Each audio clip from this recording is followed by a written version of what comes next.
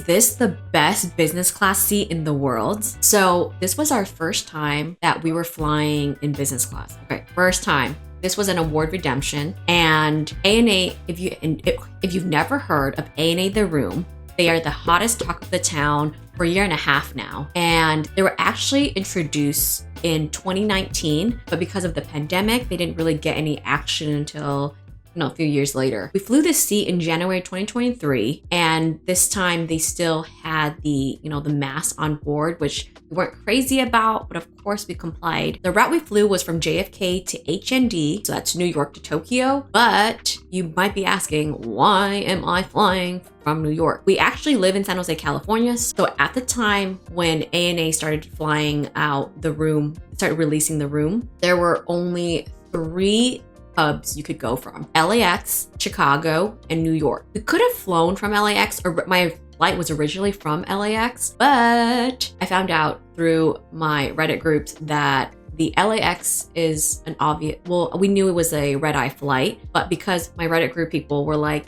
no. You want to do the daytime flight so you can experience the whole thing. And I'm like, first business class experience. I'm like, okay, makes sense. I'm doing what you, okay. So I checked, and we end up buying we end up booking a positioning flight to JFK to fly ANA The Room to Tokyo, specifically during the day so that we can experience the entire thing. First seat impressions. First time we got on there, they had a lounge at JFK, but let's just say I wasn't that impressed. But once we got on the flight, we're like, holy shit, these seats are huge. I think they're like 38 inches wide. They're probably the widest business class. Do not quote me, but I think I'm on it. I'm on the dot. I think they are the widest business class seats like ever. 38 inches, I believe. That is big, okay? It's big. It's so big that we could have, like, 2 of us could have shared a seat. Of course, they added doors, which was very kind of ish unique. Qatar started this, I think, and Qatar Q Suites. Okay, briefly, current king of business class is Qatar Q Suites, and ANA The Room with this product has really thrown punches where I don't know. So the talk of the town is ANA The Room, right? But everyone still says Q Suites are better. I will be flying Q Suites in a few days, so I will let you know. I will have a full comparison video to compare the 2 products. But anyways, so this door trend is not stopping, y'all. This door trend is not stopping. ANA The Room has added doors to business class. Like, that's pretty unusual, right? To have doors in business class. It's usually in first class, if ever. Now, every airline and their moms are starting to add doors. Okay, we're talking about closing the doors. If you're actually sitting there and you close it, it doesn't close completely. There's still like this, I would say like a 1-inch gap. Don't know the purpose of that. You're gonna have to ask their designer, who actually also designed the Olympic Stadium in Tokyo. Same dude. I'll put his name somewhere.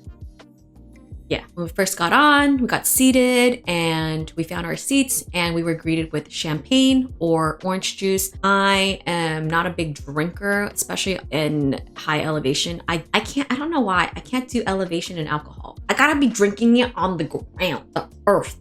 Like, I can only drink when it's me and earth, when it's me and air. Like, I'll have like a few sips and I just start passing out. I don't know. There's science behind this. Elevation affects your alcohol consumption. We were also given a hot towel and a amenities kit and some menus. And they also gave us some slippers. But let's talk about this amenities kit. This amenities kit was a little bit of a lackluster. Granted, okay, this was our first business class flight, so we didn't have anything to compare it to. But ever since, we have flown some more business class. And I can confidently say that this amenity kit was not the sexiest of them. It was like I think the brand was Globetrotter, and it's like this small bag that was really pink. Honestly, nothing in there was really kind of like stood out. My favorite thing in the whole amenity kit was probably this yuzu face mist, which was really nice. From then on, I always brought some kind of face mister with me on flights. It just feels so luxurious. Like, it feel good. It feels so good. Like it just brings you back to life. Hot towels and cold towels are great, but like face misters, game changers. Like it's just like these little luxurious things that makes you feel good. You feel extra human. You feel like a good human, you know? Like I don't know how to say it. It just makes you feel good. For seats, we chose the middle seats because you could actually pull down. There was the slider in the middle that you could pull down and basically be seated kind of like together. You know, you had that thing and you can close the door. So it's cute. But anyway, so yeah, we sat in the middle and we had this divider on top, which could be adjusted up and down. It's great for couples traveling together or families traveling together. It's definitely no Q suite where you can like 4 people be like facing each other, but it is pretty nice. They also gave us some noise canceling headphones, which were so useful because you know how loud it gets. The airplane noises gets really loud, so that's really nice. And they have this huge 24-inch 4K screen. Lovely. It did give us some bedding. We got 2 pillows, a seat pad, and a blanket. And these seats are fully lie flat beds. So think it's so comfortable. You can basically pass out for however long you want. The blanket was super comfortable. It did get so hot at one point that I had to take off my sweater, and I just really wish that they had more like an air vent on top, but they don't. Their pull-out table was actually very, very big too. So that was pretty cool. And then they had some tablecloth for us, you know, because we fancy. And my God, let's get to the goddamn food. Oh my God, I'm looking at it, I can still taste it. It's so good. Let's talk about the service and the menu. Okay, so got on, and then once we were in the air, they served us our main meal. Okay, you had a choice of Eastern or Western food, right? Of course, I'm gonna choose the Eastern menu. I want to see what kind of like Japanese food, Japanese people, Japanese airline, you know what I mean? Like I want to see this goodness. And I was so not disappointed. Y'all, the food was so good. It is my favorite freaking airline food thus far. I have not had anything top it. Before we get to the food, they had hibiki. I forgot which year, but they had good hibiki on their freaking menu. So if you fly ANA the room, you have to drink hibiki. Pronouncing it right? I hope I'm pronouncing it right. So our main meal, we were served some appetizers, our main course, and then dessert. Okay, so we had some nuts and cheese, olives to start. For our appetizer, we had, for the Eastern menu, there was sushi, some rice and ikura salmon roe, just like little bites. We had tamago, like omelet, and some sashimi. Honestly, everything was freaking good. Everything was like freaking fantastic. I cleaned my goddamn plate. Like I wish I could ask for more. I think my favorite was the seafood with the yuzu jelly. That was my favorite. Yuzu jelly. Oh, there was like this stringy thing too. And I think I figured out it was some kind of fruit vegetable thing that was like slimy, but wasn't bad. Ooh, and the main course, we had some black cod. I think miso soy, or like, yeah, some soy marinated cod with rice. Oh, so good, so good. Oh my God. With a side of like Japanese pickles, and I love Japanese pickles. They are so freaking, but yeah. And then like a soup on the side. I just love how the meal comes together. I am a big, like I love tapas and I love like little dishes of things. So multiple courses was like, I love Japanese. And then of course we ended it with vanilla ice cream, Haagen-Dazs vanilla ice cream. You know, honestly, I normally don't even eat ice cream, but ice cream really hits different at 30,000, feet in the air. Like it just hits different. It just tastes that much better. Of course, when they give it to you, it's like super frozen. So you gotta patient, let it like a little defrosty a little bit, eat it. I would have gave them an extra gold star if they had matcha green tea ice cream, but we will do vanilla because everybody does vanilla because everybody is vanilla. Look at this kid. This was after our main meal, and this kid just passed the heck out. Like he was out.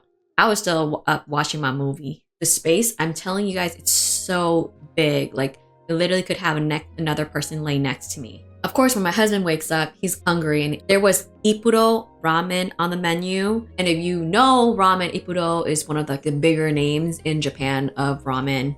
It's like a big chain. So they had Ippudo Ramen on board. And what's mind-blowing is not only is it good, it was vegetarian friendly. How do they make something so savory, like vegetarian friendly? Like I have no freaking clue what kind they put in it. I don't know if they sprinkled some crack in it, but it was just so freaking good. And it came with this like chili paste and some seaweed. So hungry. Yeah, it was good. And so for the onboard service, they give you the main meal and then you have your pre-landing meal. So you have 2 meals. That was from JFK. I think my flight was about 12 hours. You had 2 meals and you had these anytime kind of menu that you could order from, which had curry and rice, Ippudo Ramen. They had, I think, sandwiches, fruits, salad, I think. So yeah, I also did try the beef curry. I did try the curry and rice. While it was okay, I recommend getting the Ippudo Ramen. Like, get that. Please get the freaking ramen. Like, freaking delicious. If you don't like spicy, don't put the chili paste, but it's freaking good. I also got the carrot ginger soup. That was okay. I actually like that better than the curry itself. After some shut-eye, we had our pre-landing meal, and it was steamed fish. This meal wasn't as complex as the main meal, which had multiple courses and tasted amazing. This one was very good, but it was definitely more comfort meal, and then like all the fancy stuff. It was some fish, some veggies, and like snow peas and rice.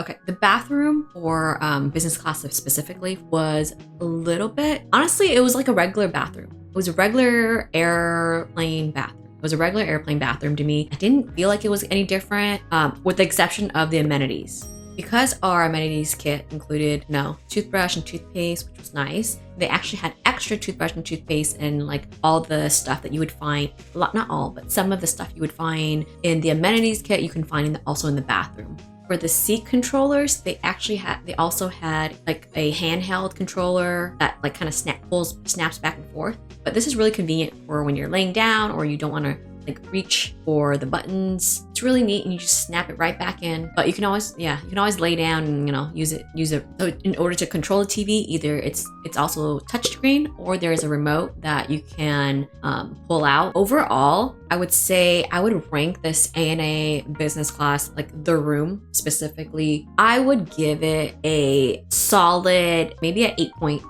We'll do that. We'll do an 8.8 out of 10. Food was phenomenal. Extra points for that main meal and the Ippudo Ramen. The seat was amazing. The amenities kit was lackluster. Bathroom was okay. The seat was really great. They did so many things so freaking well. And this was an incredible freaking first business class that we've ever taken. And it has set the freaking bar. It set the bar for us. So let's just say we've been so utterly spoiled.